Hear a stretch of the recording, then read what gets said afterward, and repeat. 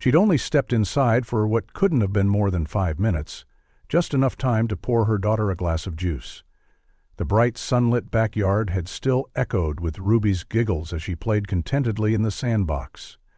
Vera had glanced through the window once, saw her little girl sculpting sandcastles, her pigtails bouncing with each movement. Then she'd turned her back, and when she returned, juice in hand, the sandbox was empty. The laughter had vanished. And the world as Vera knew. 12 long years had passed since that day, yet every second of it clung to her like a second skin. The detectives had scoured the neighborhood, dragged rivers and posted flyers. Leads came and went, some hopeful, most cruel dead ends. Each one chipped away at her spirit.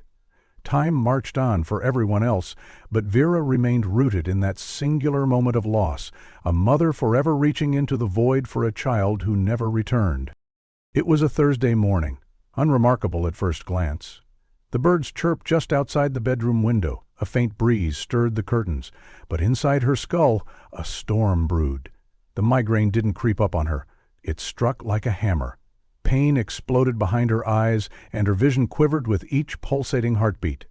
Vera groaned softly and pressed the heels of her palms into her eye sockets, desperate to lessen the pressure radiating from within her skull. Half blinded and stumbling, she made her way from the bed to the adjoining bathroom, each step a battle against the throbbing ache. The early morning light filtered through the blinds in piercing slats that felt like needles driving straight into her retinas. Her bare feet met the cool, unforgiving tile, grounding her just enough to function. She reached out, fingers fumbling toward the medicine cabinet. Her muscles knew the path, even if her eyes couldn't focus. The mirrored door gave a reluctant creak as it opened. Vera winced at the sound. She reached inside, touching the familiar shapes. Vitamin jars with chewable lids, bottles for seasonal allergies, Marcus's ever-present antacids. But her target was missing. The ibuprofen, always stationed on the second shelf, was gone. "Seriously?" she muttered, though the act of speaking only intensified the pain. "Marcus!" She already knew what had happened. He'd used the last of it and forgotten, again, to replace it. 2 decades of marriage, and the man still couldn't grasp the concept of restocking.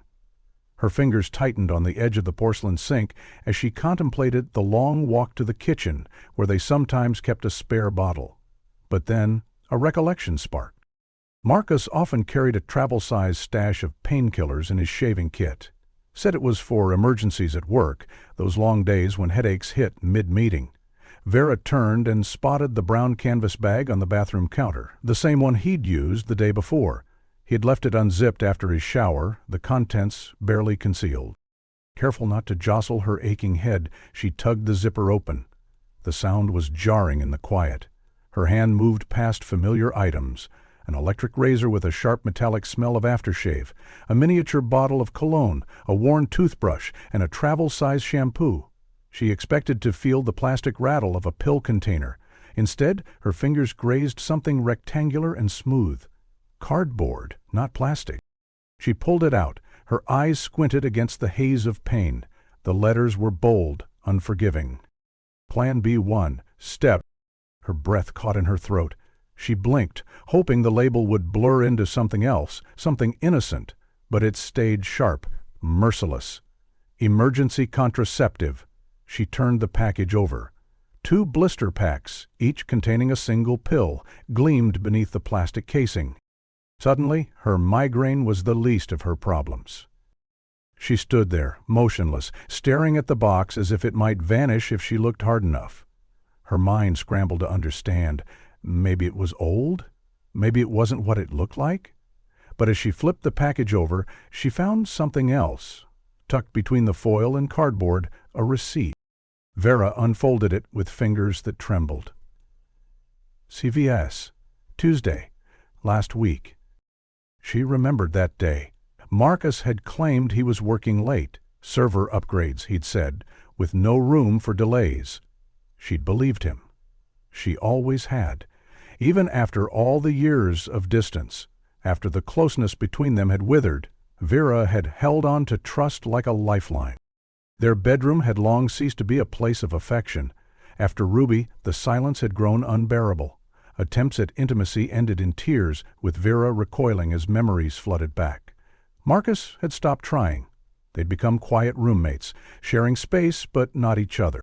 Heavy footsteps broke her reverie. The creak of the stairs. Marcus is returning from his morning jog. She could hear him now.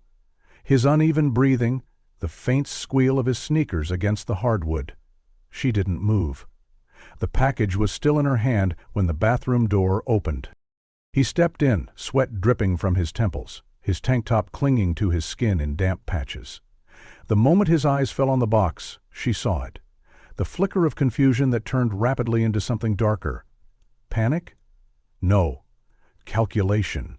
A flash of danger. "Whose are these?" Her voice came out cracked, barely audible. She tried again, louder. "Marcus, whose pills are these?" She thought she knew the answer already. Another woman. Someone young. Someone untouched by grief. Someone who could offer him the warmth and desire that Vera no longer could. The idea gutted her, but it also made sense. An affair explained the emotional gulf, the cold silences. Marcus moved faster than she anticipated. He lunged and snatched the package from her hands, his face twisted, his features contorted with rage. "You paranoid bitch," he hissed, the venom shocking her into retreat. "Going through my stuff? This is what you do now, while I'm trying to stay healthy?" "I was looking for ibuprofen," she replied, voice shaking. "Bullshit." The word echoed off the bathroom tiles like a gunshot. He stepped closer, jabbing a finger at her chest. "You're always digging, always hunting for reasons to blame me, because you can't handle it, can't handle that she's gone." Her heart dropped. There it was, her deepest wound, dragged into the light. "Ruby is dead, Vera. She's been gone for 12 goddamn years, and you still live in that day. You see ghosts everywhere. You think everything is a betrayal." She felt her knees buckle, the strength draining from her limbs. "I expected guilt. A slip. An apology," she whispered. "But not this. Not fury." He leaned in closer, fury radiating off him like heat. "You want the truth?" Marcus sneered. "Maybe they're not even mine. Maybe I picked them up for someone at work. Ever think of that? But no, paranoid Vera always has to make it about her, always about betrayal, about loss." And yet, even as he spoke, something in his eyes betrayed him. Not innocence, but fear. And that, more than the pills, told her something was very, very wrong. His voice dropped to a razor-sharp whisper, slicing deeper than any scream.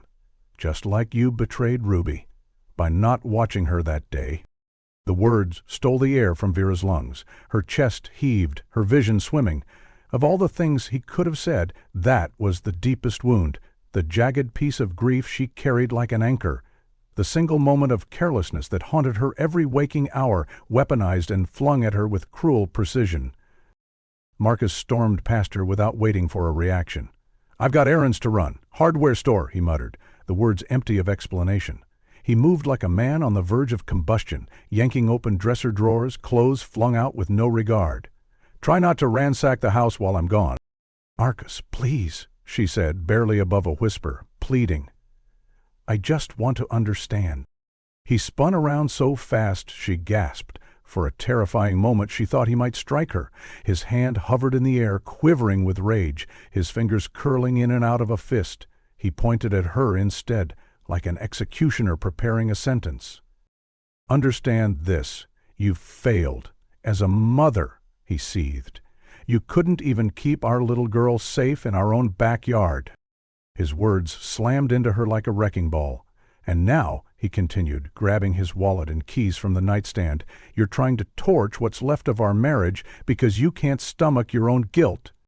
He shoved past her, the physical contact jarring, and barreled down the stairs. His footfalls struck like a war drum, each step echoing with fury. A few seconds later, the front door crashed shut with a force that rattled the window panes. Vera collapsed onto the cool bathroom floor, her back against the tile wall. The silence that followed was immense, broken only by the ragged sound of her breathing and, faintly, the roar of Marcus's truck pulling away down the street. She stayed there, frozen, the package of pills forgotten somewhere on the counter. Marcus's parting words rang in her ears, over and over, each repetition like a cruel gong. The accusation that she'd failed Ruby, failed her as a mother, cut with more violence than a physical blow ever could. She'd lived with that guilt every day. But hearing it spoken, spat like venom, was almost too much to bear. And yet, something didn't sit right. She pushed herself up from the floor, her limbs heavy. The migraine still lingered, but dulled by the emotional blow. As she stood, her mind churned, not just with hurt, but with questions. Beneath Marcus's fury, something had been off. Not just anger, not even betrayal. It had been panic. She knew Marcus, knew his guilt patterns, the small domestic lies that accumulated over the years. Like the time he forgot their anniversary and had rushed out to buy gas station flowers. He'd come home sheepish, full of apologies, shoulders sagging under shame. Or the weekend he claimed to be away at a tech conference only to slip up later and mention fishing with his brother. When caught, he retreated, he never exploded. But this morning had been a nuclear detonation. Her feet carried her before she could think better of it, down the hallway and toward Marcus's office. That was his space, always had been. He managed the money, the bills, and the paperwork. "One less thing for you to worry about," he'd always say, especially in those early years after Ruby vanished. And she'd agreed, too broken to focus on bank accounts or tax forms. She stopped at the door, hand resting on the knob. The room was silent. No movement, no sound. Her heart thudded loudly in her chest. With a breath, she turned the handle and pushed the door open. Sunlight streamed in through the blinds, throwing gold bars across the room. The office was, as she expected, clean, orderly, and untouched chaos, a shrine to organization. Marcus's desk stood like a command center, every item in place. Pens in their cup, a desk calendar meticulously updated. Filing cabinets stretched along one wall, each drawer labeled by year and category in his precise, blocky handwriting. 100 hands. She crossed to the desk slowly. The air felt denser here, almost sacred. Violating this space wasn't something she'd done before, but her mind kept returning to Plan B, the receipt, the rage. This wasn't idle suspicion anymore. This was survival. Her hand hovered over the top drawer, then pulled it open. Neat rows of credit card statements, arranged by month, filled the drawer. She pulled out the most recent one. The entries looked mundane at first. Shell gas, grocery stores, fast food, a $4.67 charge at Dunkin'. Marcus's coffee habit is documented in real time. Then one entry snagged her attention. CVS Pharmacy, Millbrook, $63.19. Millbrook? That was nearly an hour away, and they had multiple pharmacies within 10 minutes of the house. Why drive so far? She pulled additional statements, fanning them across the desktop. Her eyes flicked from line to line, following patterns. And there it was again. Millbrook CVS, appearing month after month, sometimes once, sometimes twice. Charges ranged $47.82, $91.44, $55.23. Her pulse quickened. These weren't random purchases. She reached for a pencil and began circling each Millbrook charge. The pattern emerged, undeniable. And it wasn't just the pharmacy. Target, Millbrook, Kroger, Millbrook. Purchases that should have no place in their life. She read itemized receipts where available. Women's deodorant, teen-branded hygiene products, shampoo that smelled like strawberries, Ruby's favorite when she was small, children's multivitamins, more Plan B pills. A cold shiver worked down Vera's spine, her thoughts scattered in a dozen directions. A mistress with a child? A double life? It explained the purchases. It explained the secrecy, the defensive rage. But the timeline, it was off. These charges went back years, even to when their marriage was still alive. It didn't line up with just an affair born of loneliness. Her eyes drifted to the lower desk drawer, the one Marcus had always kept locked. Tax records, he'd told her. Just stuff I don't want getting shuffled around. She'd respected that, trusted him. But she also knew him, knew his habits. She lifted the desk calendar, flipped it gently, and there it was. A small key affixed to the underside with a strip of aged masking tape. She peeled it free, her breath catching in her throat. The key slid into the lock without resistance. With a soft click, the drawer glided open to reveal a row of hanging file folders. Each one was labeled year after year, just like the others, but tucked behind them were thicker files. Unmarked. They were bulky, stuffed to capacity with papers and envelopes. Vera lifted the first one out, its weight surprising. The folder creaked as she opened it, revealing a stack of printouts and photocopies. School records, medical forms, even artwork drawn in childish crayon. She froze. At the top of the stack was a school enrollment form. Her breath hitched. Name, Lily A. Caldwell. Date of birth, March 24, 2010. Mother's name, unknown. Father's name, Marcus Caldwell. Vera's knees nearly buckled. Her heart pounded so violently it drowned out every other sound in the room. Her fingers trembled as she flipped through the papers. Report cards, permission slips, pediatrician visits, and a drawing of a smiling girl holding hands with a man labeled Daddy. She couldn't breathe. This wasn't a mistress and her child. This was his child, a daughter, Lily, born 2 years after Ruby vanished, and he'd named her Caldwell. The full weight of betrayal crushed her chest. He had created another life, a secret life. Not just infidelity, not just lies. He had a child who called him Daddy. A child was born while Vera was barely functioning, still waking up screaming in the night from dreams of Ruby calling her name. And the worst part, the part that made her stomach turn, was the face in the drawing. The shape of the eyes, the curve of the cheeks. Lily looked just like Ruby. A wave of nausea overtook her. She stumbled back from the desk and leaned over, retching into the wastebasket by the wall. Tears streamed down her face, hot and uncontrollable. Her hands covered her mouth as sobs overtook her body. She had spent 12 years mourning her daughter, believing the worst thing that could ever happen had already passed. But this was betrayal on a level she couldn't begin to comprehend. She wiped her face, rising on unsteady feet. Her vision blurred from emotion. She had to know more, had to understand how deeply the deception ran. She reached for another file. Photos this time, dozens of them. A girl growing up. Birthday parties, playgrounds, school plays, Lily laughing, riding a bike, sitting on Marcus's shoulders, blowing out candles. In one she wore a red sundress identical to one Ruby had once worn. Vera's breath caught again. What kind of man could do this? What kind of father could vanish into a second life while his wife disintegrated in grief? One photograph stopped her cold.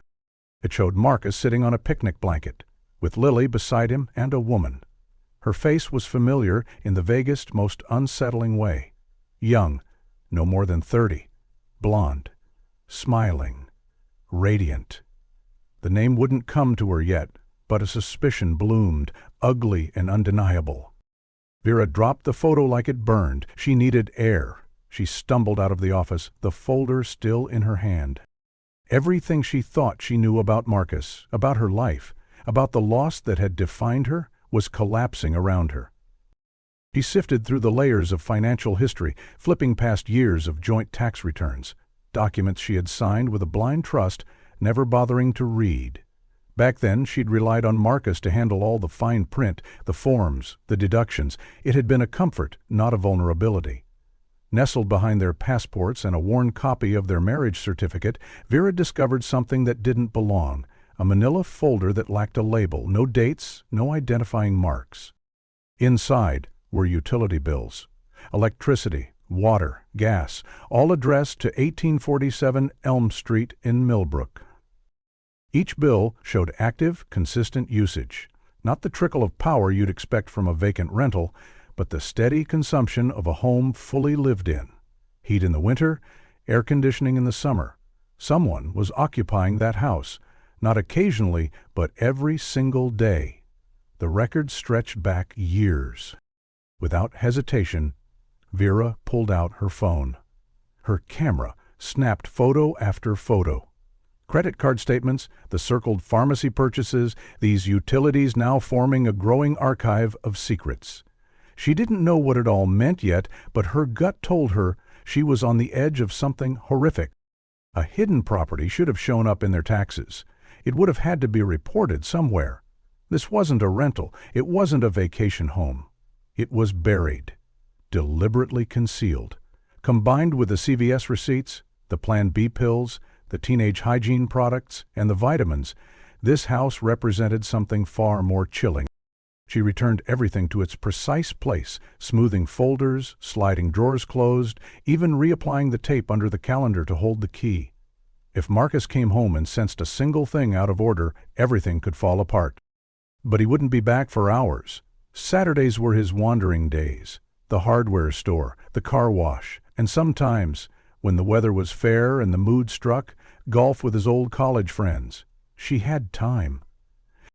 She entered the address into her phone. The map calculated 43 minutes, nearly a straight line down Highway 72 before splitting into rural backroads. Vera grabbed her keys and headed for the garage, her breath shallow, her hands steady only because of adrenaline. As she drove, the landscape shifted. Neat subdivisions gave way to scattered strip malls, gas stations where the neon buzzed even in daylight, and long stretches of barren field. She clutched the steering wheel of her aging Honda, fingers whitening as she passed signs she hadn't seen since Ruby was a toddler. Once, they'd driven out this way for apple picking. Ruby barely 2, giggling with her first taste of cider. Vera remembered the orchard, the sun filtering through red leaves. Marcus had grumbled the whole trip about the drive, saying there were closer places to go. Now she understood. He had known the area well. The CVS came into view, squat and sun-bleached, wedged between a nail salon and a Chinese takeout joint.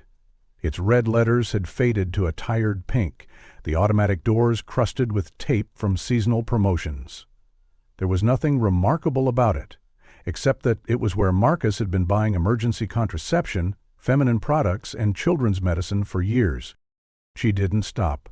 Her phone redirected her deeper into Millbrook, and the town began to fray at the edges. Sidewalks disappeared, lawns went untended, the houses grew smaller, rougher, paint peeled from siding. Boats on blocks sat idle in driveways. Elm Street was nearly at the fringe of it all, where homes gave way to storage yards and dense forest. The road to Elm was barely passable. Her tires dipped into potholes the size of dinner plates. Weeds burst from cracks in the pavement. Houses stood wide apart, separated by empty lots and rusting trailers. Some homes looked lived in, bicycles near porches, laundry drifting on clotheslines. Others were hollow shells, windows broken, doors sagging from their hinges. Her GPS chirped, final destination on the left. 1847 Elm squatted at the end of the cul-de-sac like something long forgotten. A one-story ranch house, probably built in the 60s, with yellow siding now, faded to the gray of dead teeth. Its roof slouched, the porch dipped like it had once sighed and never recovered. Every window was sealed. Some were covered with thick curtains, others were papered over entirely from the inside. No light escaped, no warmth. The air around the house felt thick, pressed down. Not neglected, just hidden. She scanned the yard. Two worlds collided there. The flower beds were choked with weeds, but the driveway told another story. Fresh tire tracks etched into gravel, oil stains marking habitual stops. This wasn't abandoned. Someone came here often, recently. Vera eased her car to the curb 3 houses away, using a rusted-out pickup for cover. She cut the engine and watched. The house bore no number, no name on the mailbox. Yet the padlock on the gate was new, its brass body gleaming. No newspapers littered the porch, no junk mail stuffed the slot. Someone maintained appearances, just barely. She squinted. Were those cameras mounted under the eaves? The dark eyes of black domes? She couldn't be sure, but a shiver worked down her spine. The house felt like it was watching her back. To her left, an elderly woman appeared. shuffling down the sidewalk in slippers and a faded housecoat, a wiry terrier leading the way. The image was so innocuous, so sharply at odds with the tension in Vera's gut, that she rolled down her window on instinct. "Excuse me," she said, pasting on the friendliest smile she could muster. "Sorry to bother you. My husband and I are looking at properties in the area. Do you know much about this neighborhood?" The woman beamed at the chance to chat. She stepped closer, her dog sniffing at Vera's bumper. "Oh, honey, I've lived here 42 years, she said, her voice gravelly but warm. "Used to be such a lovely place. Quiet, clean, still is for the most part." Her eyes flicked toward 1847 Elm, and something in her posture changed. "You're not thinking about that one, are you?" she asked, her voice dropping a notch. Vera hesitated, then pressed, "Why? Is there something wrong with it?" The woman frowned. "Strange place," she whispered, glancing at the house like it might overhear her. "Man comes and goes at all hours, mostly nights. Drives a dark pickup. One of those big ones with the loud engines. Been doing it for years." Vera's heart pounded so loudly she could barely hear herself think. "Have you ever spoken to him?" she asked. The older woman's gaze darkened. "Tried once. Back when he first started showing up. Just wanted to be polite, neighborly, you know," she shook her head. "But he just stared at me. Didn't say a single word, no expression, no acknowledgement, just stared until I went back inside. Gave me the creeps." A visible shiver traveled through her thin frame, despite the heat of the afternoon sun. Something's off about him.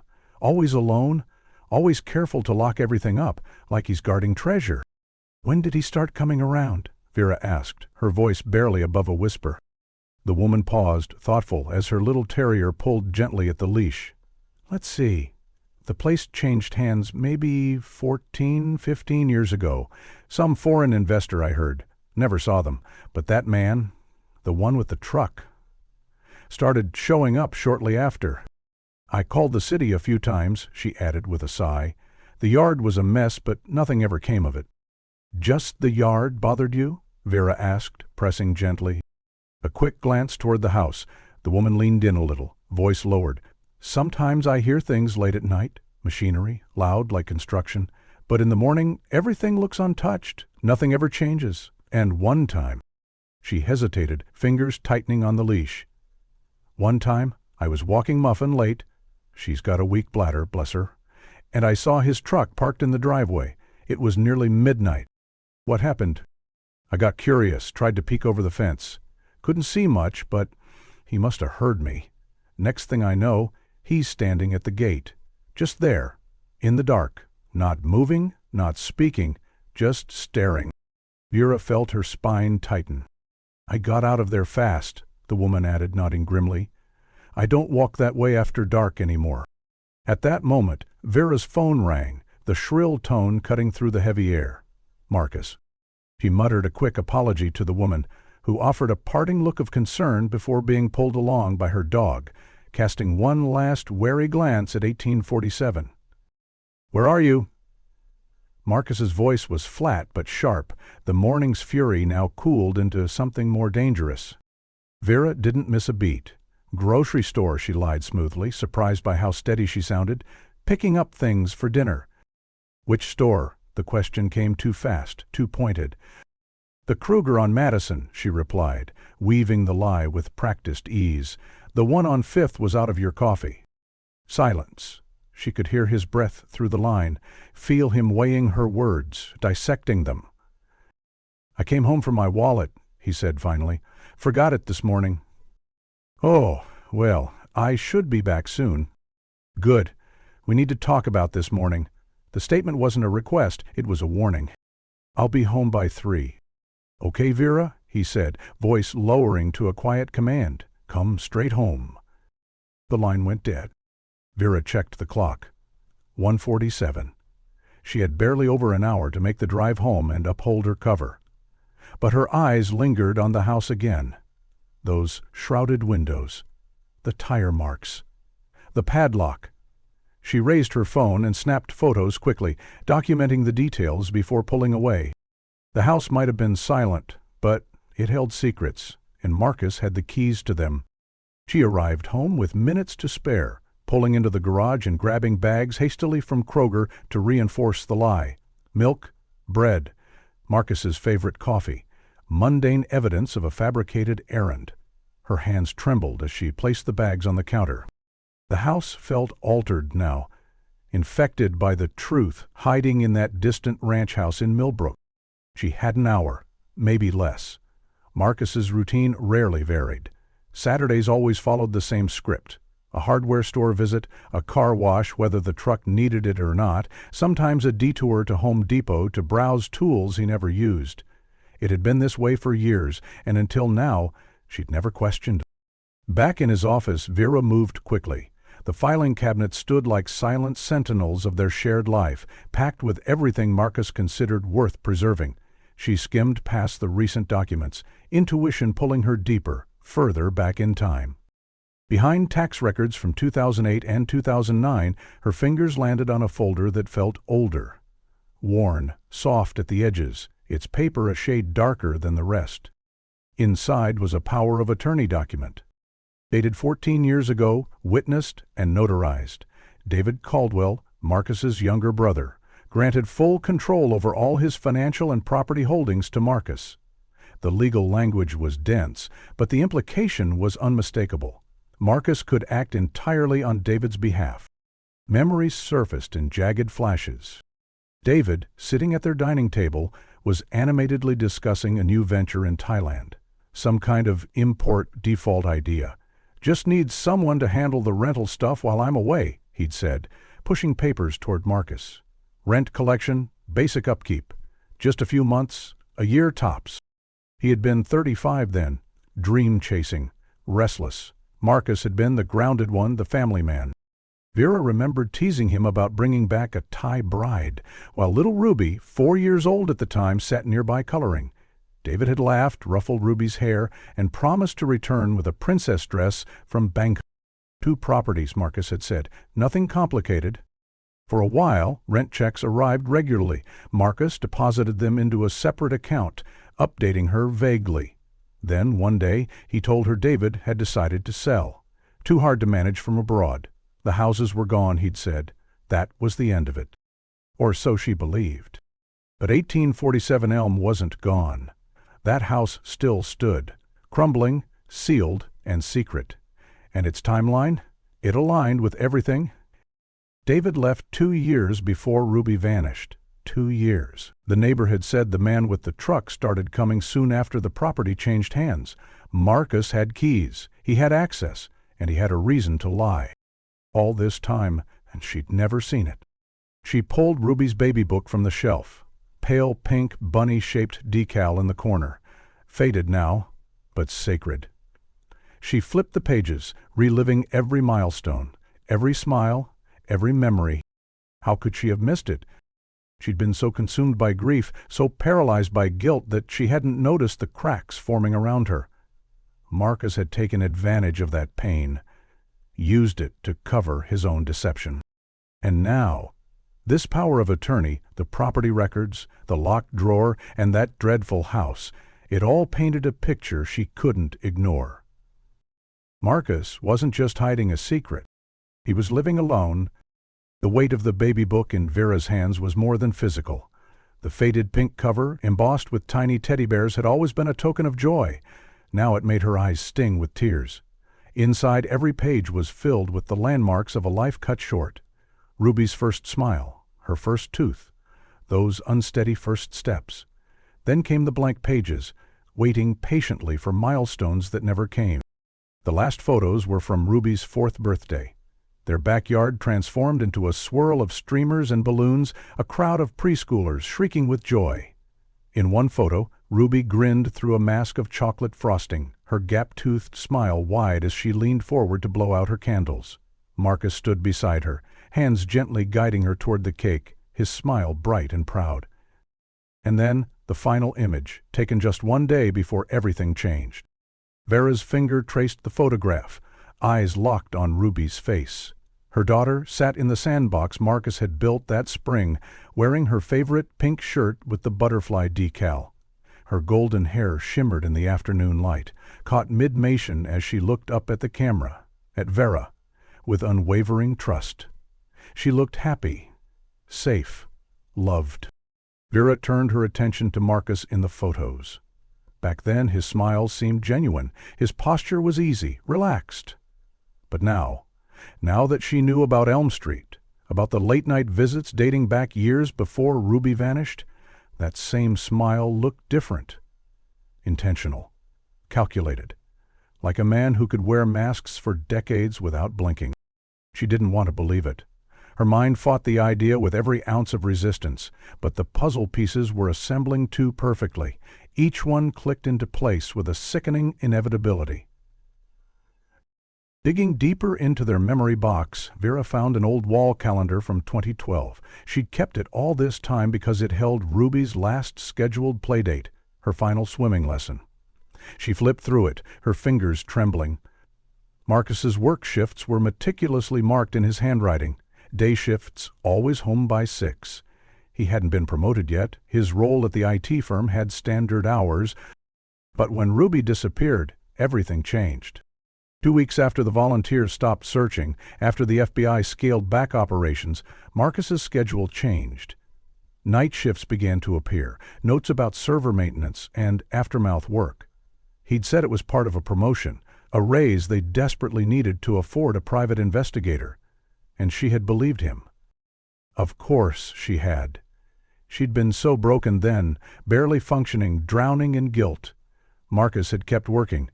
That had felt like a lifeline. Back at the filing cabinet, she rifled through the power of attorney folder. Among the papers, she found additional documents she had never seen before.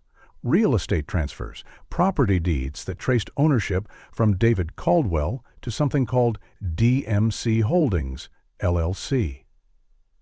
Marcus had signed them all, legally binding under the power of attorney. A quick search on her phone confirmed it. DMC Holdings had been quietly dissolved in 2015. No assets listed, no contact information. It simply vanished. Yet Elm Street remained off the books, still functional, still receiving utilities. The taxes were paid through an automated process, the funding source obscured behind layers of legal anonymity. It was as if the property existed in a shadow, untouched, unmonitored, invisible to everyone except Marcus. Her phone buzzed. A text from Marcus. On my way home, 15 minutes. Panic surged through her. She moved fast, snapping photos of every relevant page. Power of attorney, the calendar, the property records. It was a chain of breadcrumbs pointing to something horrific, and she needed to preserve it before it disappeared. She returned everything exactly as she'd found it. Shut the drawers softly, smoothed the calendar back into place. Then she walked to the kitchen, hands shaking, and began unpacking groceries. Each item, milk, eggs, cereal, felt absurdly normal in the face of what she now knew. The house felt like a trap, like a scene preserved for evidence. Every shadow seemed deeper, every quiet moment louder. She heard the truck before she saw it. The familiar rumble now twisted into something dark. Marcus was home. She moved fast, setting up a tableau of domesticity. Groceries in the fridge, coffee brewing, dishes are stacked neatly. The picture of a wife returned from errands, calm, composed. But inside, she was cracking. Her husband had kept his brother's property hidden for 14 years. He had made midnight visits, bought supplies for women, maybe girls, bought emergency contraception, and while her heart screamed against it, the facts led her to one unbearable possibility. She needed to return to Elm Street. Tonight. She needed to see what was behind those shrouded windows. But first, she had to get through whatever Marcus brought through that door. She acted on instinct. Positioning herself at the base of the staircase, she gripped the banister and let out a cry of pain. "Marcus, thank God you're home. Can you help me?" The door creaked open. He filled the entryway, tall, broad, too calm. Something about him had shifted. His clothes were different. Gone was the sweat-soaked tank from the morning. Now he wore a clean polo. His skin glistened faintly beneath a layer of fresh cologne, but Vera still caught the sour tang of sweat underneath. His expression was neutral, carefully so, but his eyes scanned her like a lie detector. "What happened?" His tone was flat. No concern, just inquiry. "I twisted my ankle bringing in the groceries. I think it's sprained." She limped slightly, wincing. Marcus approached with practiced calm. Every step was measured, but his gaze wasn't on her foot, it was on her face, reading her like a puzzle. "Which ankle?" "For the left. I missed a step." His hands were gentle, too gentle, as he helped her to the couch, his grip supportive, his body language perfect. But the softness didn't soothe her. It felt rehearsed, formed, performed. He knelt beside her and pressed lightly against her sock. "Here?" he asked. Vera nodded, wincing again. "Yeah, right there." He didn't respond, just continued to apply light pressure in different spots, asking once more if it hurt. She watched his hands, noting the way his fingers moved with intention but without urgency. His calm was unsettling. "Do you want ice?" he asked, already rising to his feet. "That'd be great," she murmured, hoping her voice didn't tremble. He disappeared into the kitchen. The moment he was out of sight, Vera exhaled, her breath shaky. Every part of this felt like theater, like they were both playing roles in a script neither of them trusted anymore. She glanced at her phone again. She had saved the images in multiple folders, synced them to the cloud. If Marcus suspected anything, he hadn't said so, but she couldn't shake the feeling he knew more than he was letting on. Or maybe he suspected she knew more than she should. He returned with an ice pack wrapped in a dish towel, kneeling again and placing it against her ankle with a clinical touch. "You should keep this elevated for a while," he said, voice even. She nodded. They sat in silence, the tension in the room nearly unbearable. Vera kept her gaze on the television, pretending to focus on a home renovation show she didn't remember turning on.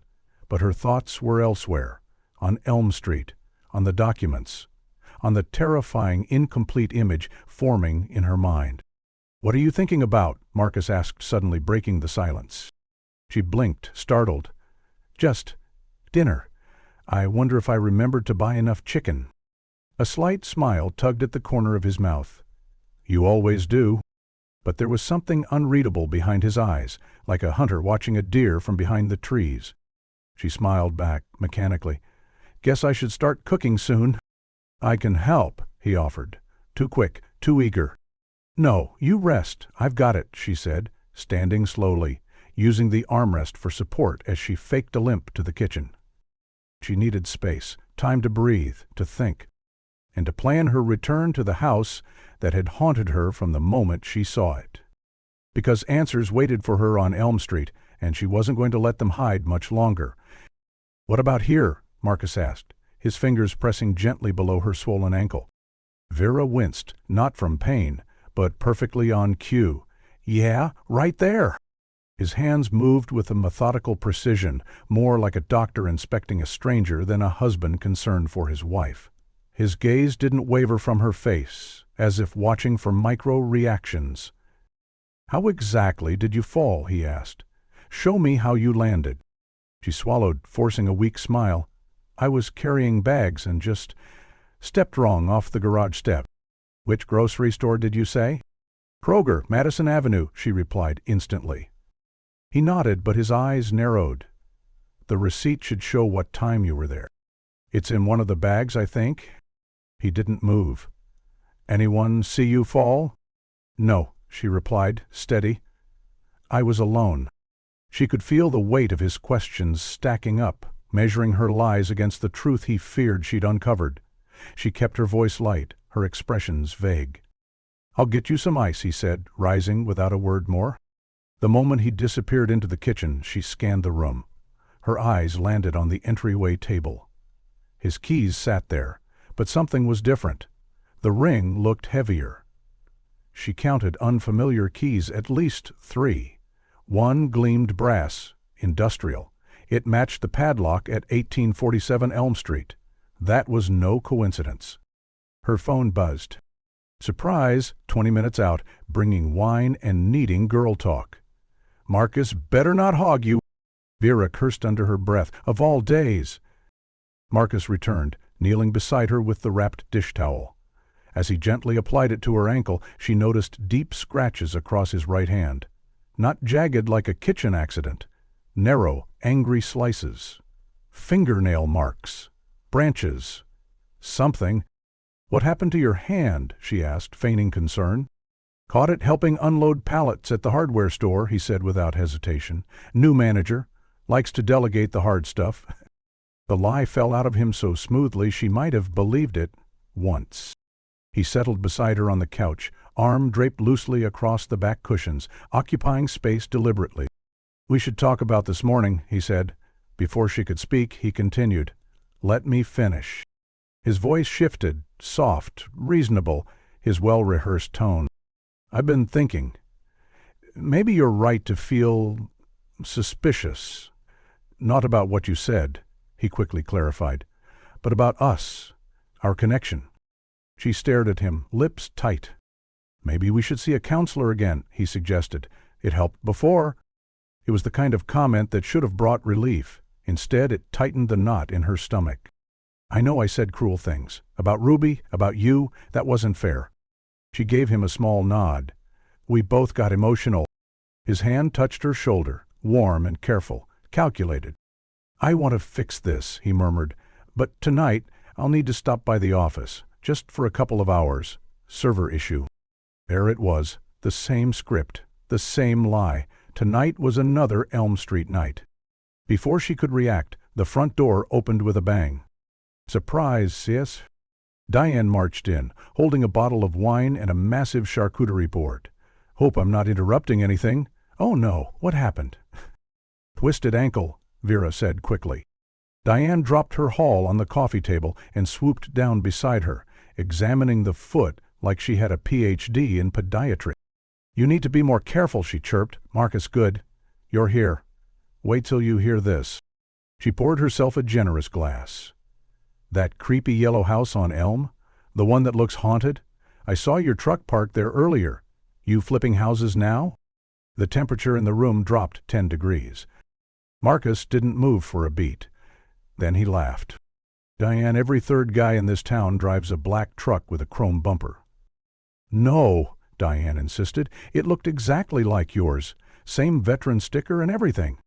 Marcus shook his head with a practiced smile. I promise I've never set foot in that place. But Vera saw it. The flicker in his eyes, the tension in his jaw, before the mask slipped back into place. Anyway, Diane went on, unaware of the charged air, it gave me the creeps. Marcus stood suddenly. I should help Vera upstairs. Elevating the ankle will help. I'm okay here, Vera said. No, really, he insisted. Let me help. He didn't wait for permission. His hand wrapped around her arm, not hard but firm. She allowed herself to be led, careful to limp convincingly. Upstairs, he guided her to the bed, adjusted pillows and tucked the ice pack under her foot. I'll get your phone, he said, disappearing again. The moment he left, she scanned the room. Closet, window, nightstand. She checked the closet first, reaching behind a panel of coats. There, taped to the inner wall, was a flash drive. One she'd hidden long ago, before she had even understood why. When Marcus returned, she had already resumed her position on the bed. He handed her the phone. You should sleep, he said. I will. But sleep was the furthest thing from her mind. When he finally left, she waited. 10 minutes, then 20. Only when the house fell silent did she move.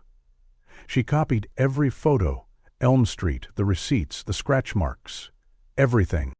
The drive went back into hiding. She peeked out the window. Diane's car still blocked part of the driveway. On the back deck, Marcus laughed loudly, too loudly, at something Diane had said.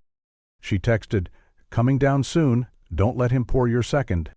Then she slid the flash drive into her bra and returned to bed. When Marcus came to check later, she was asleep.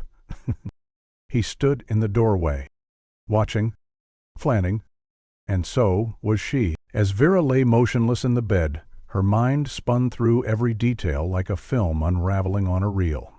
She replayed Marcus's tone, the calculated shifts in his mood, and the exact timing of his excuses. He'd always had an answer, always been careful, but now she could see the lines where the lies had been stitched together. She hadn't let herself believe it for so long, hadn't dared to follow the trail, but now she couldn't unsee what she knew.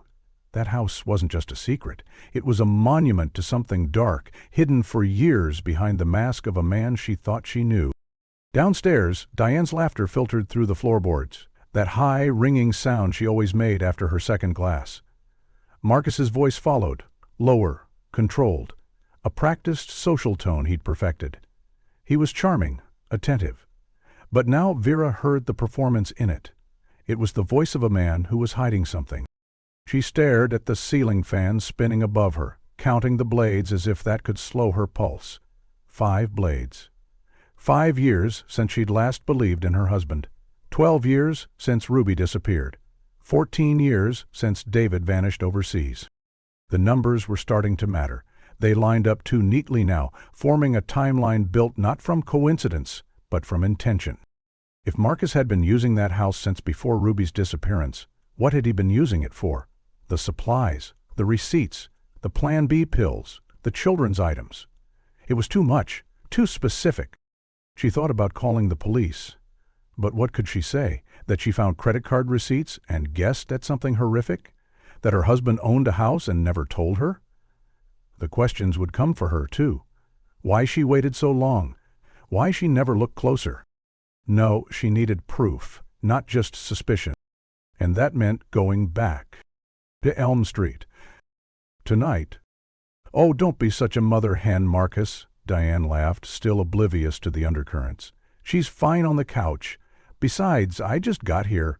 She took another sip of wine, settling deeper into her chair. So, tell me about this house thing. You know, I drove past twice because my GPS went crazy, kept trying to route me through a closed road. But yeah, the second time I saw your truck, recognized the veteran sticker. The one with the flag that Ruby picked out, remember? Marcus's fingers tightened involuntarily on Vera's arm. Ruby's name on Diane's lips seemed to physically pain him. You must be confused, he said, but the dismissal came too quickly, too sharply. This wasn't the Marcus who usually humored Diane's stories, the patient brother-in-law with ready smiles and dry jokes. Maybe you should head home before traffic gets bad. You know how 495 gets on Saturdays. Diane blinked at the abrupt suggestion. It's barely 4. Still, Marcus's voice carried an unmistakable edge. Vera needs rest. She had a long day. Vera interrupted, voice calm but firm. I'm fine. No need to rush. Something passed between the sisters then. A shared look honed by years of growing up under the same roof, facing the same storms. A silent code Marcus had never learned. Diane's smile thinned. No rush here, she said, topping off her wine. So, Marcus, this co-worker who's interested in real estate. Anyone I know? Maybe I could help. You know I helped the Johnsons flip that place on Elm last summer. Marcus's explanation was immediate, overstuffed, and contradictory. Tom from accounting, or maybe Tim from systems, was looking for an investment property. Or maybe a starter home. His narrative twisted with each sentence, tech jargon and property lingo mashed into a confusing mess. Vera noticed the scratches on his knuckles again. One still leaked fresh blood, which he wiped absently on his jeans. She stood up abruptly. "Excuse me, I need the restroom." Behind the closed bathroom door, she locked it with shaking fingers and fumbled for her phone. 911 rang in her ear as she turned on the faucet to mask her voice. 919, what's your emergency? Please, she whispered. I think my husband is holding someone captive at a house, 1847 Elm Street in Millbrook. Please, send someone now. Ma'am, can you speak louder? Are you in immediate danger? I think he might have our daughter there. She's been missing for 12 years. Ruby Caldwell. Please check the name. He buys girls' products, Plan B. He visits this place late at night. Ma'am, that's a serious accusation. What evidence do you have? The house is in his brother's name. He has receipts. I have documents. Neighbors saw him there. At night. A knock startled her. Vera? Everything okay in there? Marcus's voice. Too close. He'd been listening. She flushed the toilet, ran the water, and whispered, "Please, just check the address. 1847 Elm Street." She ended the call and splashed water on her face before opening the door. Marcus stood inches away. She had to press against the frame to avoid brushing him. His eyes searched hers, and she could feel him taking inventory, any sign of lies, of betrayal. "You were in there a while." "Stomach's upset. Probably stress," she said lightly. His eyes dropped to her hands, steady now, then back to her face. "Who were you talking to?" "I heard voices. Were you on the phone?" Before she could answer, Diane's voice rang out from the living room. "I'm ordering pizza. What do you guys want? Marcus, I know you hate mushrooms." The moment broke. He stepped aside, but not without placing his hand against the small of her back, light, guiding, dominant. Back in the living room, Diane was browsing a pizza app. "You're Veggie Supreme, right, Vera?" "Sounds good," Vera said, easing onto the couch. Marcus sat beside her, his arms slipping around her shoulders. To an outsider, it looked affectionate. To Vera, it felt like a collar. "I really should head into the office soon," Marcus said, checking his phone for the third time. "Oh?" Diane perked up. "What kind of emergency?" "Server issue, critical one, can't wait." "You know I consult in IT now, right? Maybe I can help." Marcus's answer fell apart on contact. He mixed database types, confused command languages, and tripped over basic architecture terms. For a man with 15 years in the field, it was glaring. Diane's brow lifted. "That doesn't sound right," she said slowly. Marcus's phone buzzed. He grabbed it like a drowning man grabs a rope. He typed fast, angling the screen away. He was warning someone. Vera's stomach dropped. Was he texting Ruby? Was she alive, only 45 minutes away, hidden behind that sagging yellow door? Was he telling her to hide? Vera stood suddenly, her world tilting on its axis. Diane stood up as well, alert now. Her wineglass clinked softly as she set it down. "You okay?" she asked. Vera nodded slightly, but her mind was spinning. "I just need some air," she murmured, heading to the back patio. The setting sun painted the sky in oranges and purples, a peaceful scene that mocked the storm within her chest. The cool air helped her think, but didn't slow her racing heart. Behind her, Deanne followed. They stood in silence for a moment, then Deanne said, "Is it Ruby?" "I don't know," Vera admitted, voice cracking, "but everything fits. The house, the timing, the receipts. If there's even a chance, I have to find out." "We need to go," Diane said, "as soon as he leaves." Vera looked at her sister, grateful and terrified. "You don't have to." "I do," Diane cut her off. "You're not doing this alone." Inside, Marcus paced. They watched him through the window, his mouth moving, gesturing into the phone. His movements were quick, sharp. Something was unraveling. He was nervous. Whatever he was hiding at that house, it wasn't safe. Finally, he pocketed his phone and grabbed his keys. "I'll be back in an hour," he called. The door closed. His truck roared to life, then faded into the distance. Vera and Diane waited 2 full minutes before grabbing their bags. Vera stuffed the evidence she'd copied, photos of receipts, documents, utility bills, into her purse. The keys were already in her hand. As they slipped out the door and into Diane's car, Vera felt the world shift. There was no turning back now. Millbrook waited. So did the truth. The drive felt endless despite the familiar roads.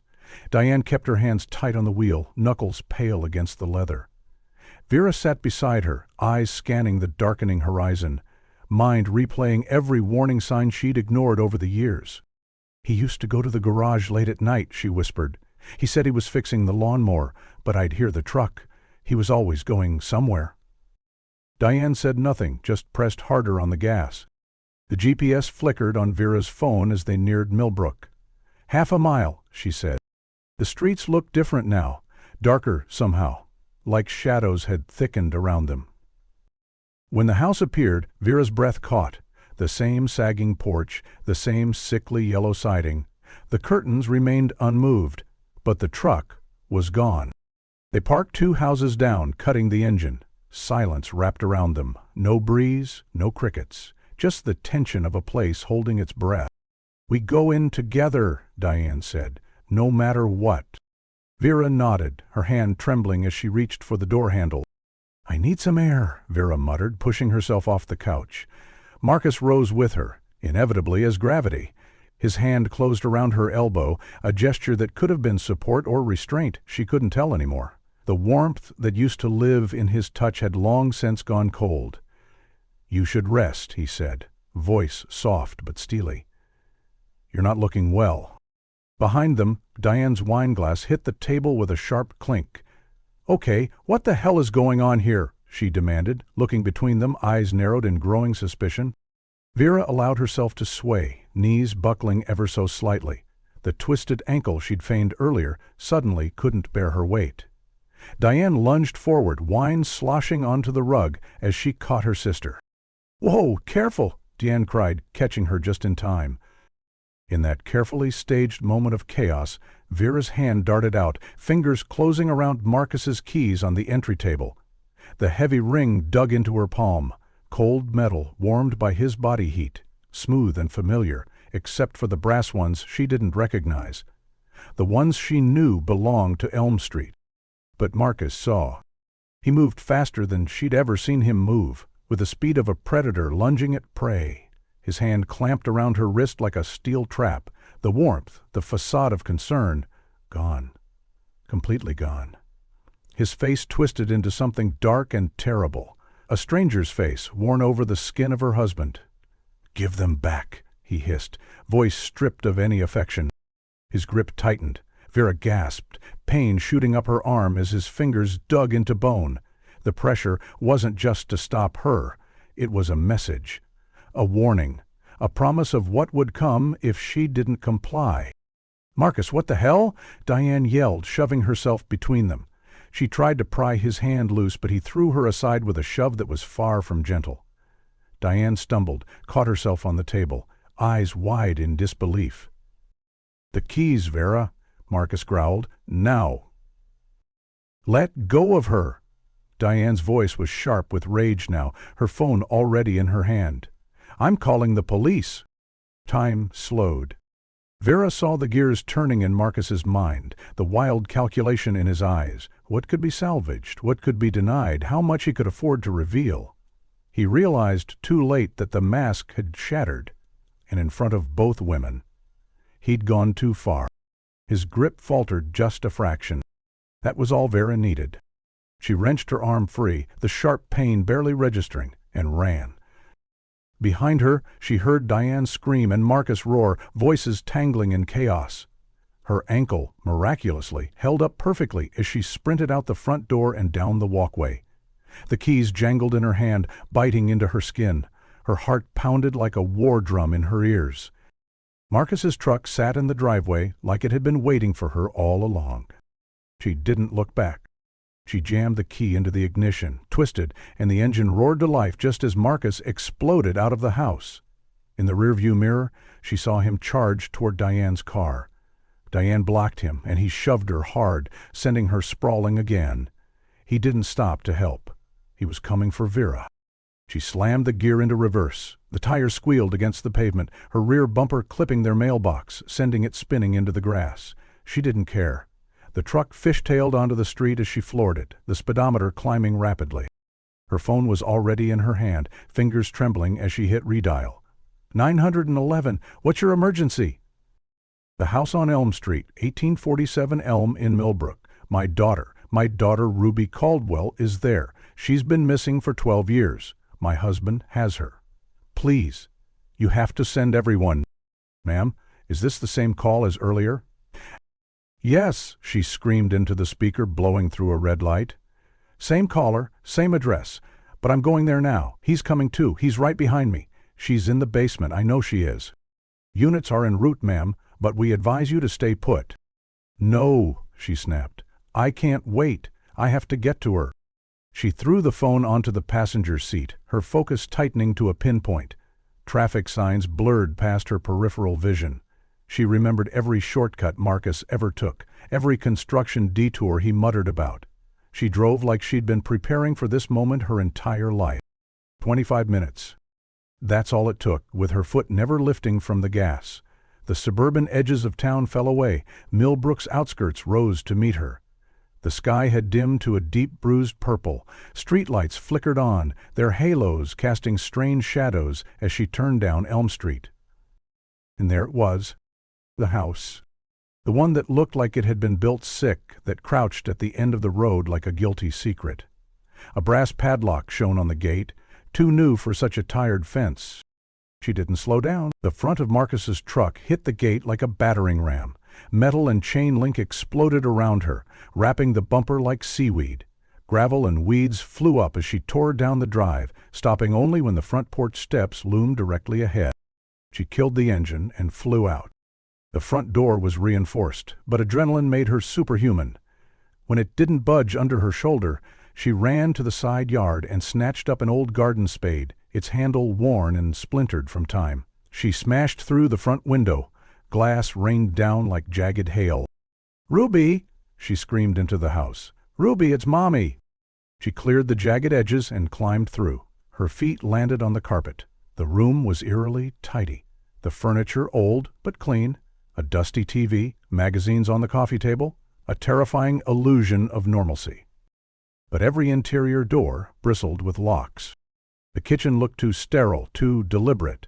Her instincts led her to a narrow door with 3 thick deadbolts. That wasn't a pantry. She fumbled with Marcus's keys, hands shaking violently. One by one, the locks gave way. She barely breathed. From beyond the door, she heard it. Movement, shuffling. Then a voice, small, fragile, edged with panic. The sound hit her like a bullet. She nearly dropped the keys. "I was good," the voice said. "I didn't make noise." The voice was older, but familiar. Too familiar. The cadence, the lisp on her S's. Vera's knees buckled. "Ruby," she whispered. "Oh, God. Ruby." Vera flew down the basement stairs, her heart a thunderclap in her chest. At the bottom was another door, unlike any she'd seen before, thicker, reinforced, with a small, square window set with shatterproof glass. She peered through it, and everything inside her came to a halt. A face appeared on the other side, a girl, 16, with hair like sun gold grown long and tangled, skin nearly translucent from years without sunlight. But the eyes. Those eyes were unmistakable. Bright green, wide with confusion and fear, lashes long and curled in the exact way Vera had counted when her daughter was still a baby. It was Ruby. Vera gasped. "Ruby. Oh my God, Ruby, it's me, it's Mommy, I'm here, I'm taking you home." But the girl flinched. She backed away from the door, her face contorting in fear. "I don't know you," she whispered, shaking her head violently. "Where's Daddy? He said nobody's allowed down here." "I didn't do anything wrong. I've been good. I promise." The words hit Vera like a dagger. Ruby didn't recognize her. Her daughter. The child she'd searched for through 1,000 sleepless nights and hollow mornings. Now Ruby stared back like Vera was a stranger, retreating into the corner, her thin arms wrapping around her knees, her entire body trembling with conditioned terror. Vera pounded the door. "No, baby, it's okay. He lied to you. You're safe now. Mommy's here. You're free." But Ruby whimpered, crouched low, hands over her ears, rocking in a motion that screamed trauma. Her eyes were full of panic, unable to comprehend the voice of the mother she hadn't heard in 12 years. Then footsteps behind her, heavy, frantic. Marcus descended, panting hard, his face slick with sweat and streaked with blood. Rage twisted his features, but underneath it lay something worse.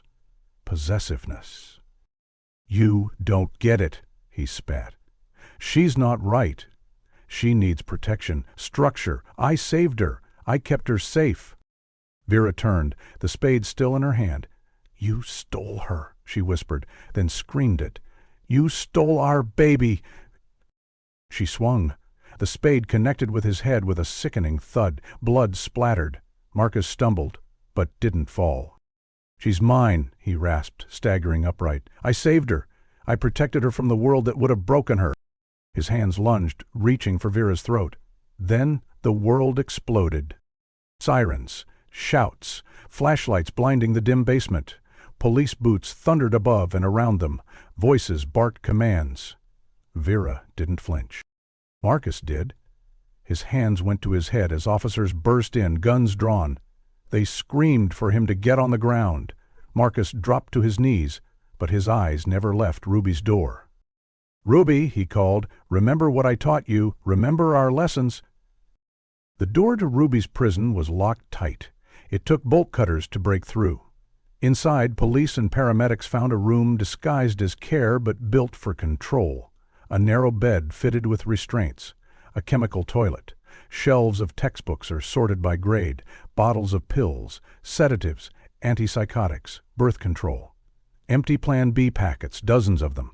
And Ruby, alive but lost, crouched in the corner of the room, covering her ears and sobbing.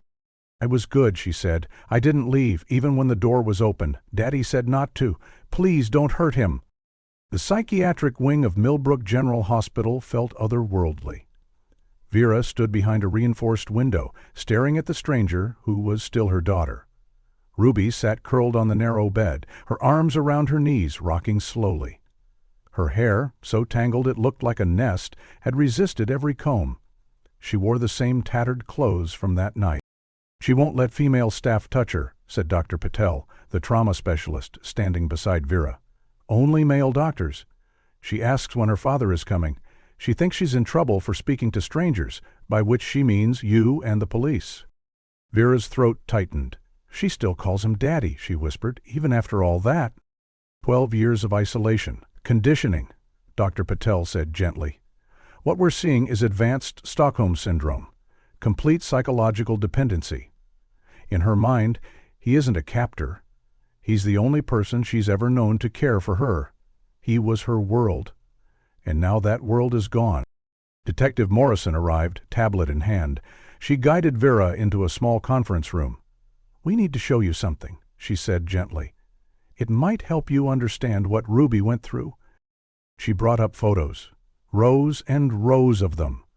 Children, all girls aged around 3 to 6, photographed from a distance at parks, pools, and schoolyards.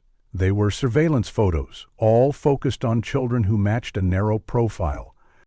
"These go back 20 years, Morrison said. "We ran them through every missing persons database. None of the others are confirmed victims. It appears Ruby was the only one he took. But he was watching others. He was planning." Vera felt sick. He had her in the house already, his daughter. Why go looking? "Because he was preparing," Morrison said. "The opportunity was already in front of him. It was just a matter of time." She swiped to another screen. Journal entries. Dozens, maybe hundreds, in Marcus's neat, familiar handwriting. "He began grooming her when she was 2, Morrison explained. By 4, she was already conditioned to keep secrets. By 6, she accepted her confinement as normal. And then, one final, terrible truth. She began menstruating at 11. That's when the Plan B trips started. Monthly purchases, always in Millbrook. He couldn't risk a pregnancy, not when everything depended on secrecy." Vera buried her face in her hands. Morrison continued. "He kept her healthy. Vitamins, fresh food, scheduled exercise. He taught her algebra, literature, and even gave her music. But she's never had a sleepover, never had a friend, never seen a beach, never had a normal memory." Vera lifted her head. "Is she gone? Like, forever?" Dr. Patel appeared in the doorway, answering softly. "She's not gone. She's deeply traumatized, yes, but she's still there. It will take time, therapy, and patience. But Ruby is still in there. She just has to remember who she is." He'd convinced her the outside world was a monstrous place, filled with dangers and cruel strangers waiting to hurt her. He told her that only he could keep her safe, only he knew what was best. That twisted worldview had become her reality. Through the narrow window of the conference room, Vera watched as Marcus was led down the sterile hallway, hands shackled, dressed in prison orange. Despite the restraints, he walked tall, unbent by the weight of his crimes, and when he caught sight of her, he smiled. That smile hit like a slap. It was not remorseful or ashamed. It was intimate, like they were co-conspirators, as if the last 12 years had been a shared secret. Vera's breath hitched. It was chilling. Detective Morrison stood beside her, shaking her head. "Not a flicker of guilt," she said. "He insists he loves her, that he was protecting her from a dangerous world." Vera's jaw clenched. "He drugged her," she whispered. "Yes," Morrison confirmed quietly. "He put sedatives in her juice that day, then carried her to his truck while you were taking a nap. He'd spent months preparing. Soundproofing the basement, installing locks. He made the call to report her missing himself, crying into the phone. Played the devastated father so perfectly that none of us suspected." The weight of it all settled heavily on Vera's shoulders. All those nights she'd lain awake, wondering what she'd missed, blaming herself. All while Marcus had slipped into bed beside her, reeking of paint or sawdust or cologne, whispering reassurances that they'd find their daughter someday. The same man who had tucked their stolen child in behind 3 locks and called it care. Said the night shifts were mandatory," Vera muttered. "Server upgrades. Emergency maintenance." Morrison's expression softened, sorrow replacing skepticism. "He was spending those hours in that basement," she said. "Reading to her, teaching her, drugging her when she cried. Then going home to you and pretending nothing had happened." Vera wanted to scream until her throat tore open. "There's more," Morrison added hesitantly. She took out a small brass key from an evidence bag. This opened a safety deposit box. Inside were USB drives, hundreds of files, photos, videos. Vera shook her head slowly, dread crawling up her spine. "I won't describe them," Morrison said gently. "But they exist, enough to make sure he never walks free again." David, Marcus's brother, had returned immediately from Thailand when contacted. He had been blindsided, utterly broken by the truth. He'd signed the power of attorney documents without reading them, trusting his brother completely. He'd had no idea they would be used to create shell corporations and transfer ownership of a property used to imprison a child. He'd already retained lawyers, pledging everything to support Vera and to untangle the legal maze Marcus had spun to keep his crimes hidden. Every asset, every deed, every dollar could help bring Ruby home. "Can I see her?" Vera asked, her voice trembling. Dr. Patel, the trauma specialist, stood beside her now, quiet and composed. "We can try," she said, "but please know, she doesn't remember you. She was 4 when she was taken. In her mind, her mother died. That's what he told her." Vera's knees weakened. "He said you went to heaven, that you were watching from above, but you could never come back." Together they walked toward the psychiatric wing. Through the thick glass of the room, Vera could see Ruby sitting cross-legged on her bed, her arms wrapped around her knees.